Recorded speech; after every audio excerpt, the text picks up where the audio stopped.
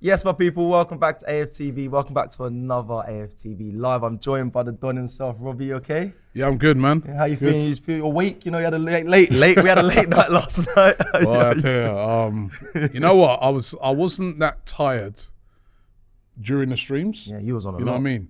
But it's like when I was driving home now, I was like, oh, man. I was starting to feel it. I started to feel tired. I did wake up a little later this morning. But listen, it was all for a great cause. I want to thank everybody once again who took part in the stream that we did yesterday, the fundraiser, raising money for Turkey and Syria, the earthquake victims. We raised £30,000. That is £30,000. It's absolutely incredible. So I just want to say a big thank you again to all the production team who were brilliant, to all you guys, and also to not just all of the guys that you see, the influencers that you see come on here that are Arsenal fans, but all the fans of other clubs that got involved as well. And there was so many of them, too many to mention, but they really, really got involved and helped us to raise that £30,000, which is going to be going to a great cause. So fantastic. And also, I just want to mention as well, the donation link is still available. You can still go on and click on and donate whatever you can, whether it's small or big. It's going to be open till Monday as well. So if you want to add to that, go and do that as well. If you missed anything from yesterday, there's highlights. There's a whole link to the whole show. I don't know, how many hours? 12 hours? 12 hours. 12-hour stream, 12 till 12, but it was absolutely worth every minute of it.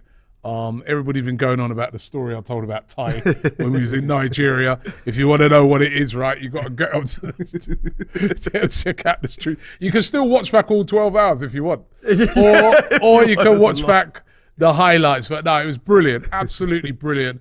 And as I said, raise money for a fantastic cause. So yeah, well done to everybody for contributing to that. You know, I was shocked today when I heard about the death of John Motson. Yeah, R.I.P. Can't believe it, man. John Motson, amazing. It's commentator. like you know when you grow up listening to. Yeah. That's the. There's two people actually. There's a guy died the other day, Dickie Davis, right? When I was a little kid, he used to do like was it World of Sport or something like that? I remember that guy, but even more, John Motson. Yeah, massive. Was the voice of football commentary for years and years and years and years. And really sad news that he passed away. I think only 77. Yeah, that's young. That's still well, quite not young. It's not young, young, but it's still young-ish. Yeah, I was. People, you know. Yeah, Motson is famous. Remember he had that famous coat he used to wear, the green one, yeah. You know, and he was. Yeah, it's really, really sad news. Really sad news about John Motson. So rest in peace to John Motson and all his family. You know, our thoughts and prayers are with you, but that's definitely an icon that's passed away. Definitely. But looking forward to the show today. We're going to be speaking a little later on. Well, coming up actually, probably about in the next 10 minutes, we're going to be speaking to Danny Simpson, ex-Leicester City player. He's also, you know, a guy that's won the title. Yeah. So I thought it'd be great to, first of all, ask him about, you know, the game we've got coming up at the weekend. Against Big Leicester. game, Arsenal His old club. taking on Leicester, his old club. And also, you know, I'd like to find out about that, you know. What's it like to be in a title race? What's it like? How are they feeling? It's going to be very interesting to see the mindset of, you know, players, the dressing room, what they were going through at the time, and how will it relate to anything that Arsenal are going through at the moment. But before we get into that, before we bring him in, we're gonna quickly just speak about Granit Xhaka. There's been word today that, you know, reportedly that they're opening talks for a new contract extension, Robbie. And I'll be honest, I don't love this one. And I think I feel like we're gonna. I know. Here he goes again. I don't love it, and I think I've got Robbie here, and he's the only one to, you know, persuade me and change my decision. But I think I'm not. Listen, this is what it is. The El Neni one, understood. You know, it's like a thank you for your service. It's been amazing. Little 12 months, little extension. He took a pay cut as well. El Neni as well. So happy with that. Granit Xhaka, on the other hand, he has an option for an extension of 12 months, right? His contract's up in 2024. He has an extension that can be activated, but they're talking about a further extension than that, maybe a 2-year or 3-year deal.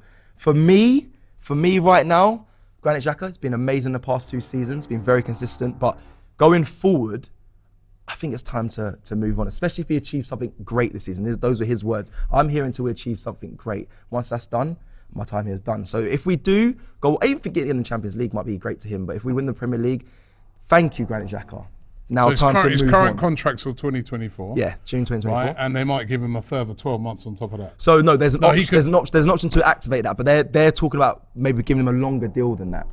So maybe that's a reward for the work that he's been doing at the club. It also protects his valuation, you know, because all right, it's 2024, but by the time we get to the end of the season, it's a year left on his contract effectively. Yep. Yeah, you can activate an extra year, but it's a year left, which means teams can come in, try and tempt him away with little or no money, £10 million and stuff like that. This is a way of protecting that contract and also saying to the player, well done, thank you for your services. The past couple of seasons, he's been excellent. Yeah, he has. Not just this season. A lot of people look on it and say, oh, Granit's been great this season. I want you to check it out. He was great last season as well. I said that, past 2 seasons. Last season, so the past, we know the previous times. We'll go over it. We'll skip over that. I get that, but the last 2 seasons, he's been excellent. He's been consistent. And let's be real, he's been one of the reasons why we've been doing so well, because he's a very, very important player, especially in the dressing room, right?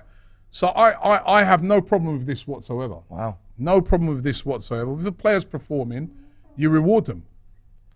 Robbie, come on, man. There's Fabio Vieira that can be coming through in his position. Patino returning. We want Rice. And we want Casado. they still can. But what do you want? A guy that literally his contract's nearly run down, and then you'll get a team like a Roma or whatever, one of them teams over in Europe that come and tempt him away for next to nothing, and we end up getting hardly any money for him. No, this is a way of protecting that. So I've got no problem with this whatsoever. He's earned it over his performances over the last 2 years. He's earned a 12-month extension. What, you think he's earned more than that? You think what? He's got Trossard had a 12-month extension at Brighton, and look how easy it was to get him away, because he was basically, his contract was coming to an end. The manager and him had fallen out, but yeah. So that extension, when it's coming down, a player can still say, I want to move on. Now it's protecting the value on him. What's he now? 29, 30? I think Xhaka's 30 now. Xhaka is 30 now. I have no problem with this whatsoever. When a player is performing, I think it's a good way to reward them. Is that what you're saying? And to reward a player for playing well. I get that one with El Neni. And I see some people having a go. Where was it? That guy that just wanted to. Hold on. I see why fans might be. I think we're moving forward. This Arsenal team. I think we're moving forward. I think it comes to. Listen, again, thank you to Granit. This is no shade on Granit. Yeah, Hasko Vlogs says contract extension doesn't mean he can't leave on the summer. Yeah, that's true, because what it could be is he could get to 2024 and he could be angling for a move. And even though you've got a contract extension, you're still in a great position to move. You know what I mean? This is a way of protecting that. Okay. And on the El Neni contract, I like that one. I think that's a similar thing. It's a way of rewarding the player, first of all, for his loyalty to the club. So you're saying to him, right, we're going to give you an extra year, especially the fact that you hardly played this year because of injuries. But because of your long service, we're giving you an extra year. But also, don't get it twisted, they're also protecting the value again. Because if by giving him that contract now, they can sell him. They can turn around and say, right, we're going to sell El Neni for £5-10 million, rather than just walking away in the summer, for nothing, which, and it would be a bit of a shame because he was injured during the time. So I don't personally have a problem. Yeah, Don Robbie, this guy says, this Robbie has become an Arsenal mole, right? You know what I mean? I'm talking what I just feel is facts. And I'm the other side. I think. Listen, if they activate the 12-month extension, fair enough. But no more. I don't think they should be having contract talks. There's players like Saka need to be re-signed. There's players like William Saliba. Yeah, I know, doing contract talks for them. Man, I don't want to see more congestion, longer deals in the midfield when we're looking to improve that. Relax. They're doing contract talks for Saliba. They're doing contract talks for Saka.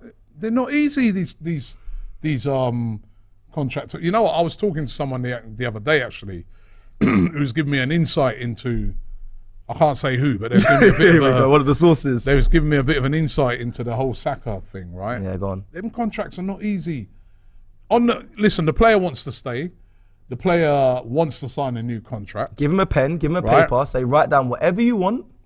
Boom. It don't work like that. Bukayo Saka. It don't work like that. And then you see too hard. you have his agent in the background thinking, yeah, that's what I want fans to be saying. So he can get whatever. Starboy. Right? It. But contracts have to be done properly. The amounts and the figures have to be right.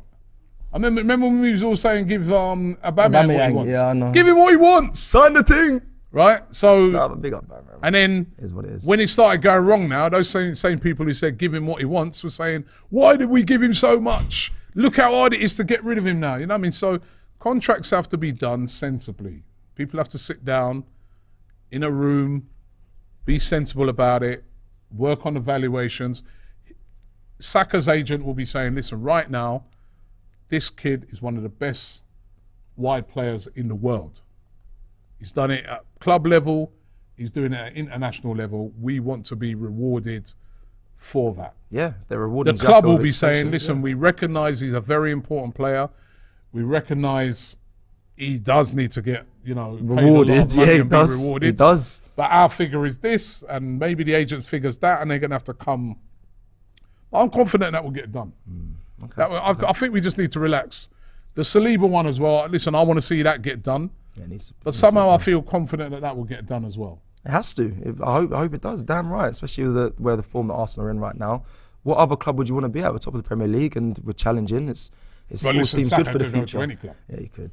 He could go to any club right now. You know, He's a Haaland boy, though, man. You've seen the Man City rumours and things like that. And the way he's playing right now, he could go to any club. Yeah, he could. So we had the Barcelona fan on last night saying, the Barcelona fan. Give me Saka. Nico was saying, can we have Saka? Yeah, get out of here, man. Hands off. Yeah, get out of here. here. You got Dembele, stick with that, right? But if you look at him right now, he's a top player. So definitely. Yeah, no, it's brilliant. Right. Well, that's the contract talks. That's what's been going on kind of today. But now it's time to move on to Leicester. And like you mentioned before, we do have a special guest waiting in the wings. That he goes by the name of Danny Simpson. So we can talk about Leicester, obviously coming up this weekend, play them this Saturday. And also the main focus, I think, is what you mentioned before. What is it like to be a player going for the title? What's been said in the dressing rooms right now? What was it like that year? That Leicester won it. Is it similar to the way Arsenal are currently doing it this season? Well, let's ask him, man. Let's ask him. Instead of me doing all the talking. Danny, you there? My brother. Do you hear me? Come on. Yeah, we've got Robbie struggling with headphones, like Wenger with a jacket. Here we go. Danny, nice to have you on board. What are you up to these days? Thanks for having me. Yeah, what's been going on? Yeah, mate, when you start playing football, it's a different world. But I like doing my punditry, media, radio, doing my coaching badges and trying to do a lot of stuff actually for like mental health and some stuff for like working with the Premier League, PFA with something that I think could be massive for players that are out of contract, where there's like a training facility and camp for them to keep fit while looking for a new club while it's pre-season, etc. So yeah, man, there's a couple of things going on. Well, that's brilliant. You know what, as you touch on that, because we were just having a little debate about Granit Xhaka. Now, Granit Xhaka has been, his contract's up in 2024 and he's got the option to extend it. And Arsenal are looking to maybe giving him an even longer contract. Now, when you would have had loads of contracts throughout your footballing career. When you have a contract extension, what is the rush then to then get another contract instead of just saying, right, you've got an option to extend for a year? Yeah. Activate the extension. Yeah, so it can depend on who has the option. Sometimes it can be the player or sometimes it can be the club. All right. I think what's Granit? So what is he? Is he 30? Is he now? He's coming up to 30, yeah. I think he's 30. So listen, even from his point of view, or even just from a family point of view, if he's happy at the club, you're at that age where you want to probably secure your future, because when you hit 30, it's a tough age. Yeah. Whereas from a club's point of view, they want to keep the asset. If he's valuable to the club on and off the pitch, then you don't want this jargon going on around the club that you don't need, or whether someone's going to sign or not sign. Just if everyone's happy, then just extend the contract if both parties are happy with it. Yeah. There you go. There's your answer there. Yeah, well, coming from the horse's mouth. we don't know coming what from a it is. footballer. Told you right there and then. You're there panicking. Thank you, right? Danny. So no, thanks very much for that, Danny. And obviously, we're going to be playing one of your ex-teams this weekend, Leicester City. We're looking forward to that game. Obviously, we Arsenal, we're desperate to try and see if we can push on and win the title this season. And for Leicester, it's been a bit of a funny season for Leicester because although, sorry, there's a bit of drilling going on in the background here, right? But although, you know, Leicester still got some really, really talented players, they've been having a bit of a strange season this year. It's been really up and down for them. They lost their last game to Man United, but previous to that, they had a great win against Tottenham. Yeah, listen, it's been a bit up and down. I think, like you just said there, it's been an indifferent season. I think we've had a lot of injuries. They've got the players that are capable of beating Tottenham, beating Man United. I know United, they lost to United, but they played well that first 30 minutes against United last week. You know, if Arsenal are watching that, I'd be, you know, wary of how well they started, because if they were 1 or 2-0 up, you wouldn't have complained. But I also think that comes down to the fact that they've got players fit like Maddison. You know, when Maddison is in the team, I feel like everything just clicks. You know, he's a big miss to them. So I said the back four changes all the time, but I said you just don't know what Leicester you're going to get at the moment. I've got some questions for you, Daddy. So let me just start with one quickly. Yeah. I want to hear this. What do you think of Arsenal's chances of winning the Premier League? Listen, I know you played for United and Newcastle, and Leicester was obviously the team you won the Premier League with, but what do you think their chances of winning it is? Do you think it's high, or do you think, you know, City or even United might end up getting back into that conversation? Nah, see, I keep getting asked this question a lot. Because like everyone thinks of, what was it like when you wasn't expected to win a league, like maybe Arsenal wasn't. I don't think many people were saying that at the start. Yep. I think you're probably ahead of probably what you thought. But like the team, the manager, like they're just, when you get on that wave, it's like it's the best feeling in the world. Yeah. But I feel like it's, you know, when they had that break, was it 1 point in 9? From 9 points. Yeah. Was it Everton, Brentford, and then obviously the City game. And then to come through that last week, the way they did, the Aston Villa away, which is a tough place to go to, like twice come from behind. I think that answered a lot of questions about the character of the team and the players. Because, you know, we talk about that, they're young. Not many of them have probably won trophies before. Maybe Jorginho's one exception who's come in. Yeah. So listen, I think that swung it for me. Is that they've got massive character. I mean, all the players that they've got. But I think that was that. I think if they lost that game, I think it would have been real tough. But I feel like they've answered a lot of questions to other, like a lot of teams. If they lost that game, a lot of teams are thinking, even Leicester, like we can do them. Yeah. I think now they've shown. Listen, even if we're 2-1 up, these have got the character to come back. And I think that's a massive part of trying to win the title is the character, because we know how good the players are. Yeah. I wanted to listen, now that we've got you here, the perfect thing to ask you, right? Because you've been through this. You've been through this, right? When I remember it very, very clearly. When Leicester that season, first of all, you lot started off well. Everyone's going, but, you know, as soon as they come out against the big boys, they can start faltering. Then you went and handled those games. Then now when it's starting to come down to what we call, which is now the business end of the season, what was it like for you guys? You know what I mean? Because you know that everybody out there is thinking you're going to crumble. Everybody out there was thinking Leicester City can't do this. They're going to crumble. What was it like? How did you guys keep that character and mentality, right? And when is it that you then started to, was there a point that you said to yourself, you know what? I feel we're going to do this, you know?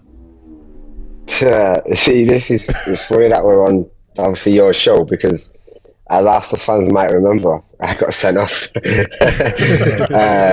And we were winning 1-0. I think it was middle of February.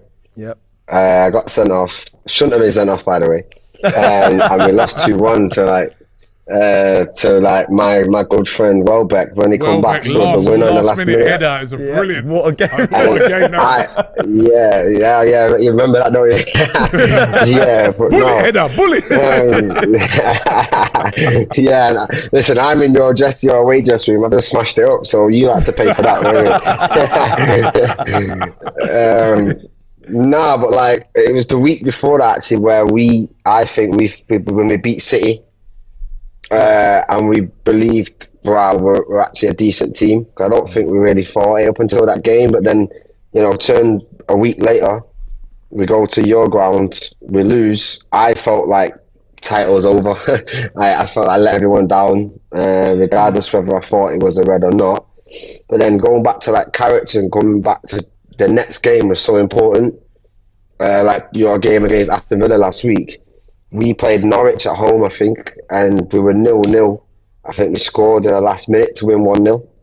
Yeah. And I feel like that kind of like swung a little bit for us where we're like, we've had a wobble, we've come through it, we could have drew at home to Norwich and everyone would have been like, oh, that's them. We came through that like you lot did last week and we just had this like lift and it lifted the whole dressing room. A last minute winner, similar to what you did last week. You scored, you won the game in the last minute, and it just you get in that dressing room and you just look at each other like, this is our time. And that's sometimes what in them moments. Sometimes that's what you need as a squad. And I think that was the moment where we obviously lost to you. Came through the week after, and we then went on and kicked on. Yeah, Danny, just quickly as well.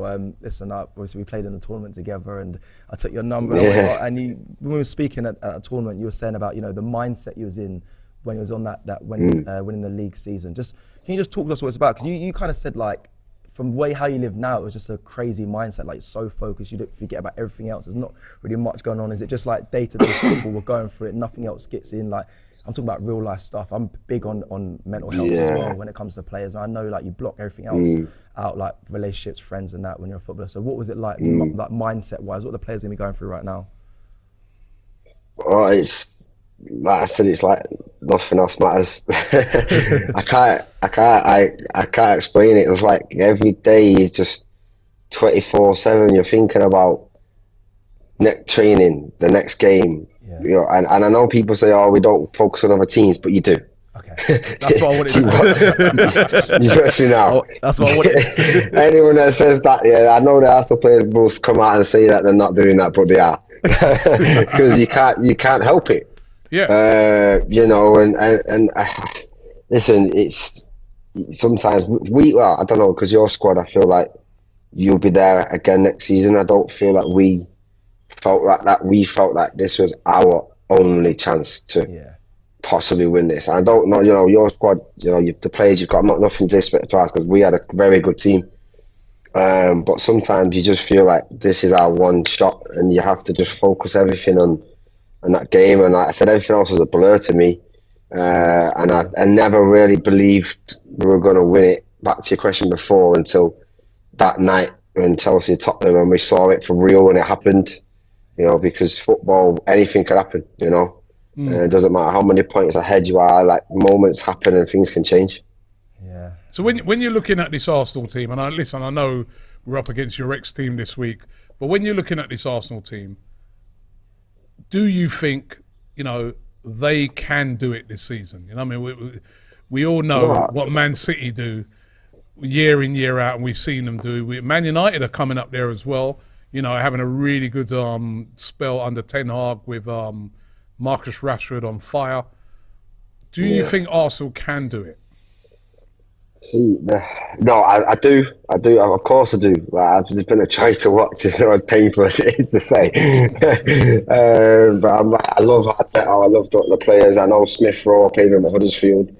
And I do believe they can. I think the difference is, which you'll be happy about, is we had Tottenham chasing us, who had never won anything, as in had not won the Premier League. Yeah. So, when there's that song that we sing as who finished third in a 2-horse race, and it was Tottenham because you lot finished second. Yeah, we did actually. Now, obviously, the difference is that you've got a team chasing you that has won it and won it quite a number of times. So that is the difference between us. But I think you've got some tough away games, coming up. I think you've got I've got it down there, Fulham Liverpool, away. City, West Ham, Fulham. Yeah. Obviously Leicester this weekend, but you've also, I don't believe you ain't got any Europe, have you? No, Well, we have League got games the coming up. Europa League draw. But you've not got the Actually, fixtures tomorrow. yet. Yeah, tomorrow is they're tomorrow, going to do the okay. draw, so we'll find out who we get after tomorrow. But we were discussing it today and saying our priority's got to be the league, isn't it?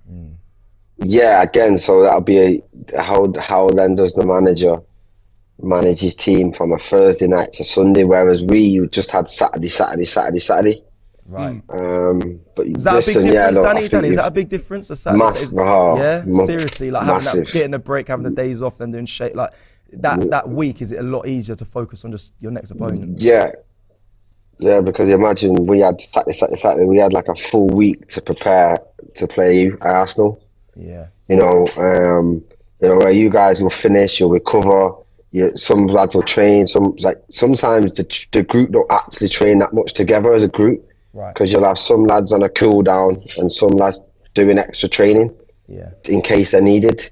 So in terms of actual work that Arteta probably wants to do when it comes to European games, you probably won't be able to do as much. It'll probably be more in the TV room analysis rather than on the grass. Yeah. I only say that because when we had Champions League the year after, it was a struggle. It was difficult. So yeah, it's a massive difference. But obviously, some of them players have played Europe and Sunday, so they're used to it. So we wasn't used to it. Yeah. Well, listen, I'm hoping that we can do what you did. Because wow, you know what? Right, I was actually in Leicester the night when you lot realised that you won it. Yeah, and I actually said to myself, let me drive down near the ground and see, and people just turned up spontaneously. It was crazy. And I remember standing there and thinking, I want this back at Arsenal, man. When are we gonna get this back? You know what I mean? But it was absolutely incredible. I mean, what's it like to be part of one of the greatest ever footballing stories in history? Because you're cemented in history forever. Premier League history, facts. I'll be honest, sometimes it don't even when you're saying it then, it don't seem real. I know it obviously is and I lived it, but sometimes, not like you can forget, but you're like, even when I see sometimes it comes up on Sky Sports News, etc., and Big Wes is lifting a trophy and he's like, oh yeah, that happened.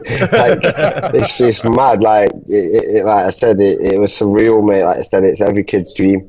Now, when I watch obviously your team, man, I can see in the face, I see Ramsdale how he is when he's making saves, and you can just see, honestly, mate, I can just look at them and I'm seeing what we see, where it's like, it's just your dream to actually, like you said, get into history, and obviously for you, to win it after so many years, then players will go down as absolute legends, won't they? So I feel like they know how important it is, and they can just see how much it means to them. So, and it was to us as well. So it's surreal, and listen, it's a joy to watch you. Maybe it's the mindset. You said there, it's a bit of a blur because I guess you was in that proper focused mindset, and I hear that it's such a big achievement. But even talk about the prizes you lot got after. Do you take a whole week, what was the summer like after that? I know you got I8s. I spoke to Damari Gray, a good friend of mine. Have you still got that I8? And he got the I8. I remember him flexing it to me. I have it, You got that I8 no more? Bro, that was a personalised I8. I remember Damari showing me. I said, bro, in the stitching.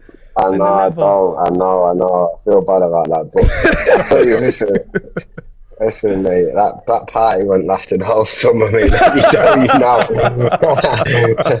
Listen, mate. I think it probably went into pre-season as well, mate. I can imagine. I can imagine. It was. Listen, it was even that was on a blur. Just like I said, celebrating with your boys, all your teammates and all my friends from back home. Like I said, going on holiday together in the summer, it was it's just like, yeah, we did it, you know, like I did it. But no, we had some good holidays, should I say? To be fair, You know what? You know what I ask you, Danny, right? On a sort of slightly different subject, right? Is that how hard is it for a footballer? You know, I know, like, my son plays football now. Cecil has played.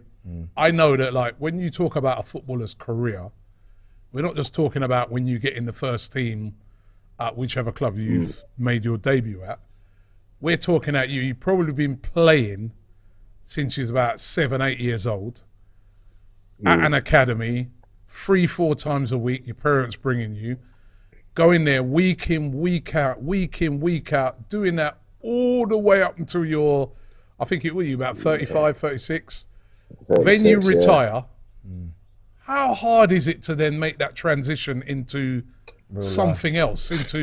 Because you've been living a life of football, and I know people say football bubble.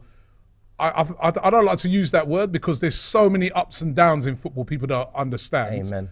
Right? You've obviously just been talking about some of the real high moments. You must have had loads of bumps along the way, but then now it's all, one day it's just all kind of come to an end. And it's just the memories, and then now you've got to start looking at what you're going to do next. How hard is that? It's tough. I think you just hit the nail on the head when you're saying it's the high moments that you know you can't get back. Yeah. You know, it's that's so if you've ever had that feeling, that success with a group of people, and that you probably spent every day with that, you know, like Cecil knows, you both know, training, traveling, coach, hotel.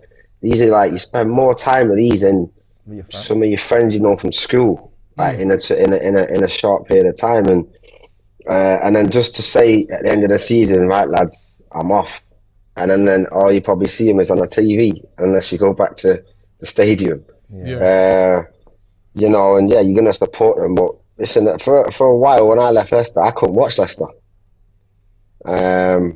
Because I know it sounds mad to say, but I just felt like that's my team. Why am I not there? Do you know what I mean? And listen, we've still got a WhatsApp group, still friends. I was with Wes Morgan yesterday, went for food. I did the game last week to see all the staff and the fans, but it's tough, man, because like I said, it's every day. How do you replace it? I still don't know. Yeah. But saying that, obviously I trained with Cecil at Macclesfield. I actually train at Macclesfield now. Oh, just because I miss football. Man. I know. Yeah. But I was in this morning. The first team or individual? Yeah. The first team. No, I just go in and train. Yeah. Is that because you miss? Is that because you miss? Yeah.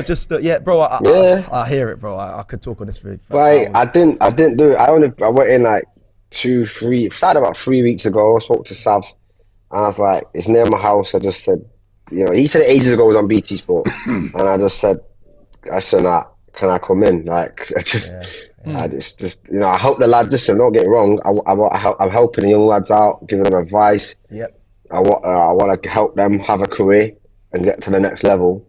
But like, they're just seeing me, 36-year-old, running around like a madman. Like I'm still 18. Getting involved, like still because I want them to see the standards, and I'll work hard. And listen, I said I missed the dressing room. I'm going in. You got these young lads, you know, playing all the tunes and all that. You know what I mean? And I'm there. I miss all that. So you know, I said I go in a couple of times a week, just because, like you said, how do you replace it? You can't. You can't. Yeah. But that gives me a little something where I'm like, a couple of days a week. This is. Yes. You can't just stop after 20 years. Yeah, amen.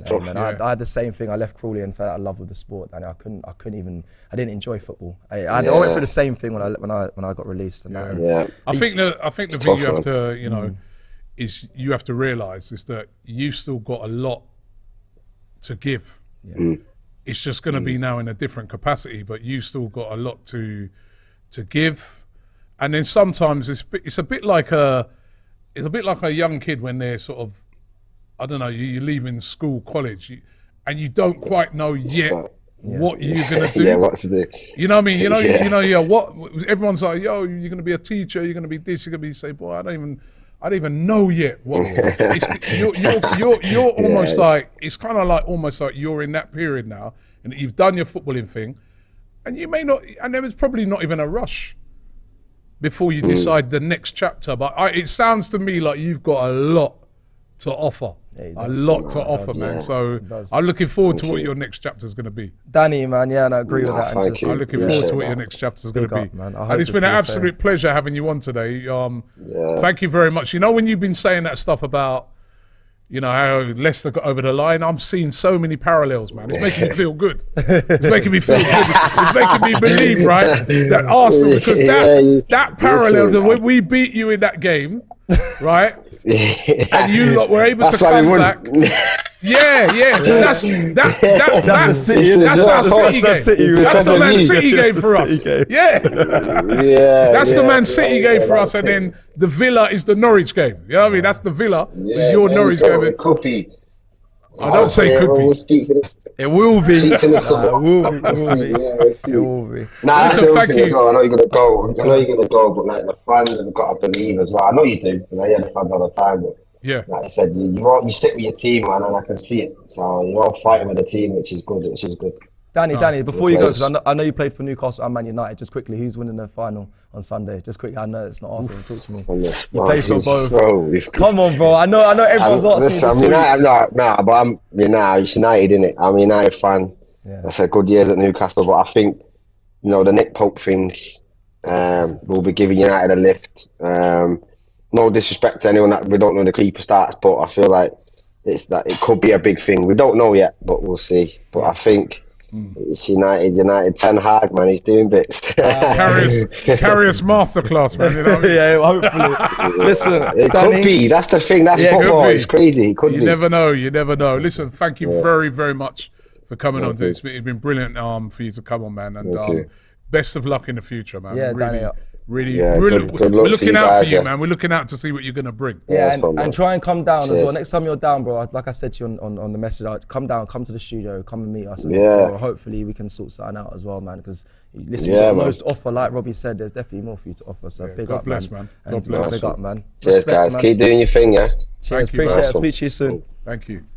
Danny Simpson there. Listen, I like what he was saying there.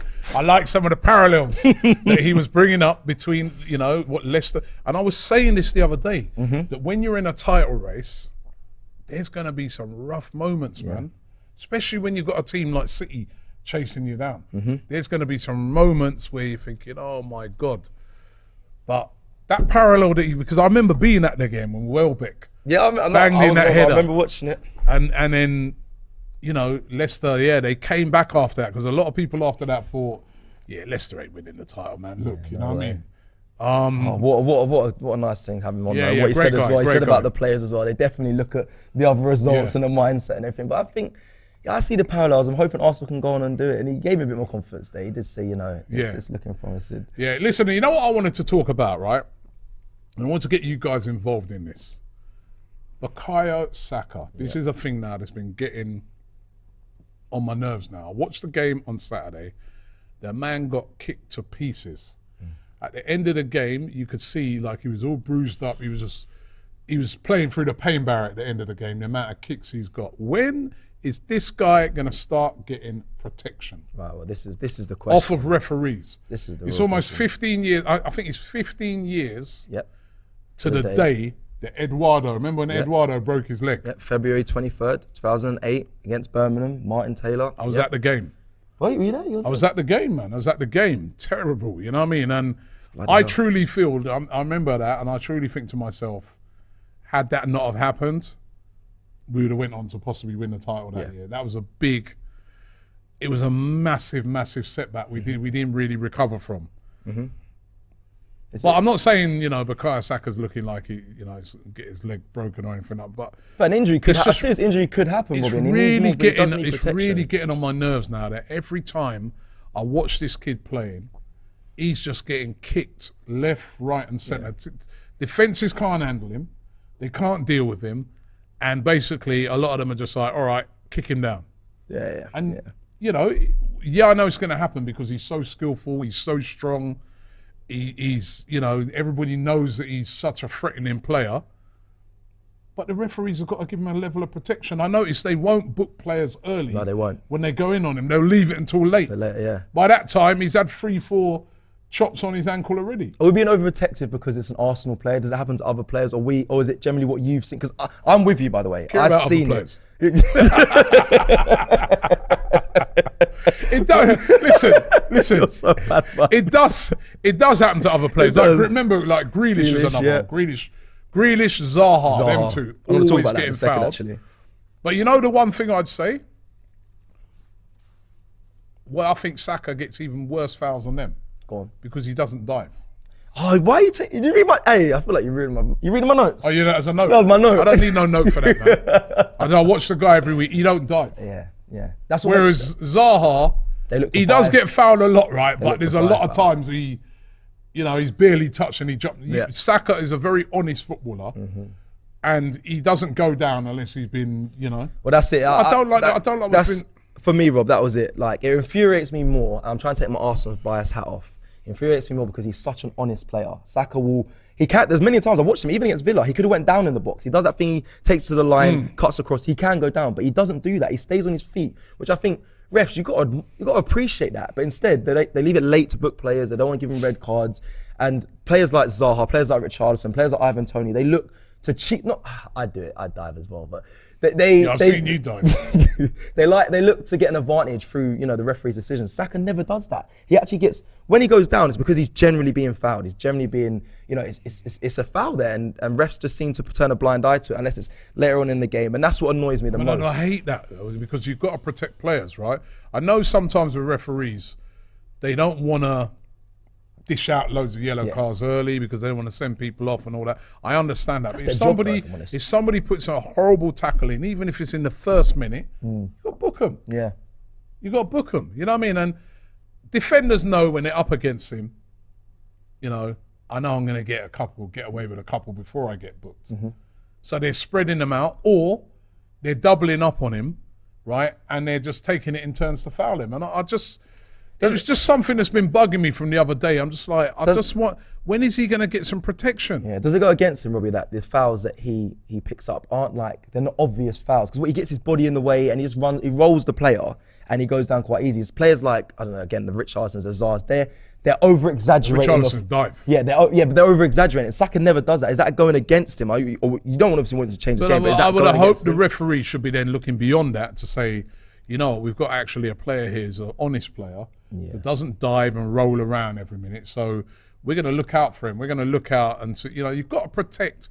In football, you've got to protect these type of players. These are the type of players that you want to pay money to go and watch. I agree. You know what I mean? You've got to protect them, man. You know what I mean? And if you don't, what happens is they do start diving, I guess. Even in the defence of somebody like a Grealish and a Zaha, you can understand why they dived sometimes because they're getting kicked in the ankles, left, right, and centre.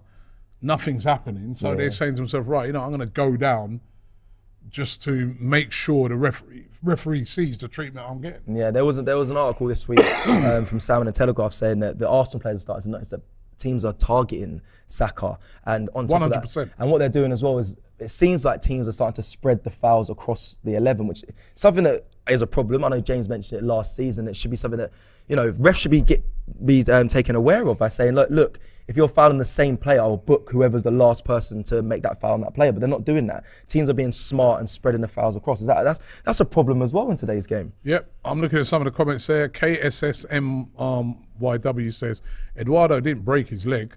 He got his leg broken by a fuck. That's very true. Yeah. He says nobody cares when it's an Arsenal player. Used to happen to Hazard a lot, says Zach Turner. That's true. Eden Hazard used to get kicked all the time. He used to get shot. Sean Xavier George says, I remember Messi being intentionally fouled back in time. I'm not saying Saka is Messi, but he's the most valuable thing at Arsenal. And that, again, is very true. Grealish is protected, says Hasco Vlogs. Do people believe that? Is that true? I mean, he gets his fouls blown up on by the referees. I suppose that is kind of protecting him, but he was the most fouled player 2 seasons ago, and he was up there for last season as well. So Paul says Saka gets no different treatment than anyone else. Well, We're not asking for different treatment. We're asking for Fair fair treatment. for, you know what I mean? Even, all right, take it away even from the Saka thing. Just for the flair players, for the exciting players, for those players like wingers, should not be just kicked to smithereens and then referee allows it to happen 2-3 times before he take any action. Okay, so how many times then, Rob? Because you can't give a player a yellow card on the first Why not? foul. No, Rob, come Why? on. Why? Come on, Rob. Why not? Rob, you can't give a If yellow somebody card goes on the first challenge of a See, game. that's where the attitude's all wrong. And that's what you. It's not gonna happen though. If you stop lying, if you was in the stands and one of our players did his first, you'd be like, it's his first referee. No, too bad. What's your name? Lee Mason. I'll piss off. Lee Mason, your name, mate. To me, if the I'm not saying every tackle. I'm saying if the game just starts and you commit a bad tackle, yeah, whether it be Saka or Grealish or whoever, a bad tackle that would warrant a yellow card after 10 minutes, why are you not getting a yellow card after 1 minute? First tackle. So what? I'm just saying if the shoes on. If it's bad enough that even after the first, if that tackle would have got a yellow card after 20 minutes or 10 minutes, why shouldn't it get a yellow card after 1 minute? It's a good argument, but I'm just saying, if the shoes on the other foot, you would be annoyed. It doesn't happen. It's not going to happen. Maybe in time when those rules are put together, I'll be annoyed with my player. Yeah. You know, the game's just started. You know, why are you diving in like that? Why are you hacking the player down? Now look, you're going to have to, you know, go the rest of the 90 minutes playing how you should have done from the first minute. Yeah. I think evident like the first challenge depends on how serious it is. Obviously, Hasco Vlog says Saka actually got a yellow card for wrongfully complaining. There we go. That's on my notes. Remember that? So he got a yellow card and committed no fouls against Villa. Disgusting. Got a yellow card, no fouls. Coutinho obviously picks up a yellow card as well, but Bukayo Saka was fouled 3 times. His boot even came off because he's got. Remember his boot come off? Yeah, he was. And I've never. It's the first time. And nothing. The referee just ran off. Yeah. He carried on, and he had to go down and hold his ankle. It's the first time, by the way, people, I've seen Bukayo Saka. I mentioned this in the live before this week that I've ever seen him lose his head because he got aggravated at that. One, because he was in pain, he was clearly injured, and he had to carry on. But he was annoyed. Normally, Saka gets fouled, gets up, carries on. But that game against Aston Villa, he got up and was very obviously annoyed at the challenges. Gemini Jedi says Grealish was hacked by Emerson Royal about 10 times a couple of weeks ago. I don't like it. No matter what team. Hasco Vlog says Saka isn't in the top 10 most foul player because he isn't given the fouls. That's the point. They ignore him. Now, that's a great point. You know what? You make a great point, Hasco Vlogs. We were looking earlier. I think we got the top 10, right? Yeah, we got the stats. So somewhere. the top 10 most foul players: Zaha, Jordan Ayew, which is a surprise. That one's crazy. Bruno Guimaraes. Even that's a surprise. Ivan Toney. Yep. Ryan Yates of Forest. Wow. Brendan Aronson, Leeds. Grealish. Jared Bowen. Jesus. I think this is an old one. But even still, even in the top 10 this season, that one's from. Yeah, that's up to date. That's from February. No, early February. Yeah, it's up to date. Fairly up to date. Yeah. Saka comes in on the list at 14 at the moment, right? And there's Eze in there and that. But listen, like you said, a lot of times it's only because he doesn't dive. Exactly that. So that's why a lot of his the rest don't give it. Whereas Zaha, any foul on him, anything he feels, he's going down. So it appears that he's getting more fouls. But I think Saka is fouled something, and they're right that Jesus get fouled a lot as well. I think he was actually, before he got injured, he was actually the most foul player in the Premier League. This is the way he says most fouled is a false stat. If the referee doesn't give the fouls, then it's not an accurate stat. Exactly that, and they don't give the fouls. It happened in the World Cup. We saw Bukayo Saka. It led to France's goal. Like they don't. I don't know why. I don't know why though, because they are. It's obvious. Bob Marley says, bro, Grealish doesn't get kicked. He gets bumped and always falls over. His whole game is falling over. Saka gets kicked. That's causing trauma and long-term damage. Paul Taylor says, what is this protection, Larky? Don't you just mean that the referee should be given a foul when it's a foul? Do his job. Well, you're very right there. You're very right. And to answer to your question, Cecil, DJI Breeze TV says, I've seen Arsenal players get booked after one tackle. True, I've seen that as well. It's rarely going to happen. I know we're asking for a lot there straight away. First minute, get a tackle and we're screaming foul because we want more protection. It's not going to change. If it is going to change, he's going to have a conversation before the season starts. Look, straight away, you're going to get yellow cards if you put in serious fouls, which I think, again, slightly kills the game as well if you're giving yellow cards straight away. But I'm not saying wait. Don't commit the offence then. Don't commit the foul. Zubair, he was asking about my earlier things that he says. He goes, what are you on, Robbie?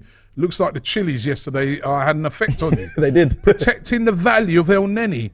No club would want him on a free. I don't think listen, Zubair, teams would take El Neni on a free tomorrow. Come on. In the league? In our league? Or? Of course, El Neni. Teams wanted him before.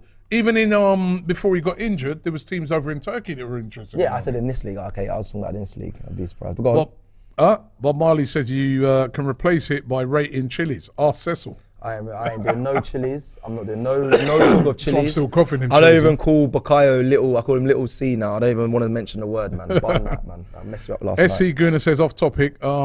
Leaving the States to see my first Arsenal game versus Palace. Where did the interviews happen after the game? Too shy to be interviewed myself. I simply want to see the world famous AFTV crew. Big up you. That's you. Hey, big up. And you. Yeah, big up, man. Big up. It's by the Tony. Can we say it? Yeah, Tony Adams statue after every game, every home game. That's where we are. So SC Guna, make sure you come and check us out, man. Yeah, let us know. Let us know when you're there. You should be able to see the big crowd. But yeah, have a say. You said you're shy, but bro, come in, man. Nothing to be shy about. Give us your about. Thoughts, yeah. Tired Gunnosaurus says, spot on, Robbie. I'm glad Arsenal extended his contract. It shows class, like looking after Diaby and Cazorla. And that's another thing. Very true there. Shows a bit of class. Guy's been injured that injury's going to take him right up till the end of the season. El Neni, you're talking about, yeah. Yeah, extend out that contract for a year. Show, your appreciation for his service. Yeah. But also, it has the dual effect of, if he came back and was playing all right, bit of value there. Nah, I think you're doing a bit of a reach of the value thing. I'll be honest. It's a bit of a stretch. It makes sense, but it's a bit of a stretch. His value, it might increase it by what, 1 or 2 million. That's still value. What's that? You're good in court, you know. Get 1 million. You get 1 million, or he goes for nothing. What would you rather? All right.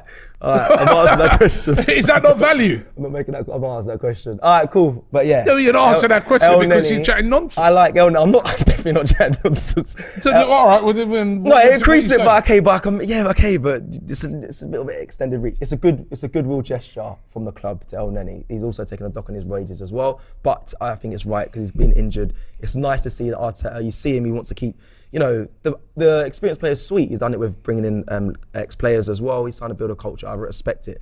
It's just the Granit Xhaka one now, on the other hand. Activate the 12 months, but no more. You heard what Danny Simpson said about it's the option of either the club. And that was a great point he made, right? And that's something that none of us even know. Yeah, we didn't put that into context, actually. Who has the option for the extension? Yes. Is it the club or the player? That's a good point. Great point. Is he all right? That's why we got Danny. So I brought Danny in. These are why these. So I brought him in. This is why before you jump to conclusions, these things have to be considered. You never jump to conclusions? Huh? No, I'm just saying. I'm just saying, innit? These things have to be considered, innit? Yeah, it's true. I'm glad we got that insight because now I can go and tell everyone, yo. Depends what. No, it's up to the player or the club. I can now say that to people. It's good insight. So big up, Danny, for coming and let us know that. No, it was great insight. It's great insight. Robbie, the financial guru, says Fergus or Rock. I don't think so. Saka got booked against Southampton for getting fouled, Addy says. I think I remember that as well. Honestly, he does not get the protection. Yeah. He does not get the protection. Listen, I know he's not the only player. There's other players out there that get kicked to bits as well. But I just don't, I didn't like that one last week. Does Harry Kane get protected? More than Saka? Yeah, of course he does. He gets a lot of protection. He's treated like the golden boy, isn't it? He gets a load of protection. As soon as someone touches him, foul. Right? That's what I had to bring up. Because I'm trying to figure out what is... That's the sort of protection I want to see for Saka. Right. So this is what I was trying to gauge. What sort of protection am I looking to see? What we wanting from it? And I guess the only person that came to mind was Harry Kane. All we want is fairness. That's true. We don't want the referee to... Be biased. We want the referee to be fair. I'm just saying that I've seen him getting some seriously bad kicks. Yeah. And there's no yellow card. Not even a talking to. If you're the player, you're thinking, well, I can afford another one of those because I ain't been booked yet. Yeah. Well, you know what it's like. If you're on a booking and you're up against Bukayo Saka, you've got a very, very long afternoon. You're getting subbed. Let's be real. That's very true. You're getting subbed. If you get a yellow card early in the game or in the first half, your manager's going to sub you because you know what time it is when you come up against Bukayo Saka. Simon Joyce says Saka being the bigger man and carry on with play doesn't mean that the ref can't go back and book the player for reckless challenges and protecting the safety of the player. It's a good point. They can go back. They just choose not. They choose not to. That's the thing. That's what's the most frustrating thing. We know how honest Saka is. A player that most clubs, when you speak to other rival fans, they think, listen, I love Bukayo Saka. He's a player of good quality. Like, yeah, go back and book them. If there's an incident, go back. He should be fairly treated. Not. I want to stop saying overprotected because it seems like that's a bias. So fairly treated. Yeah. Oh, I had a comment there, but it's just gone. Oh, yeah. Live on No Evil said, good conversation, but I think that the team has a different mindset. I don't see them wasting time on things they can't control. I'm sure they just focus on improving in the game. Yes. I just get a bit worried that, Saka could get injured and he's a vital player for us. Hasco Vlog says, Bernardo Silva should have been carded earlier. Look how many fouls he put in. It was like he was literally sent out there to foul. Yep.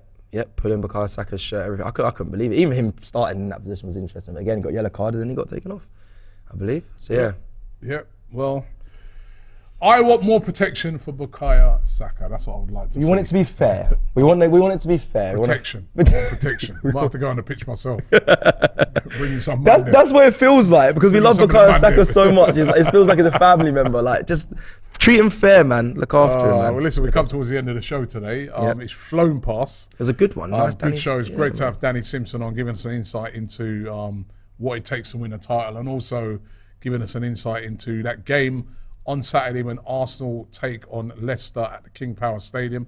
Don't forget, we're covering it here on AFTV. We've got a watch along in the studio.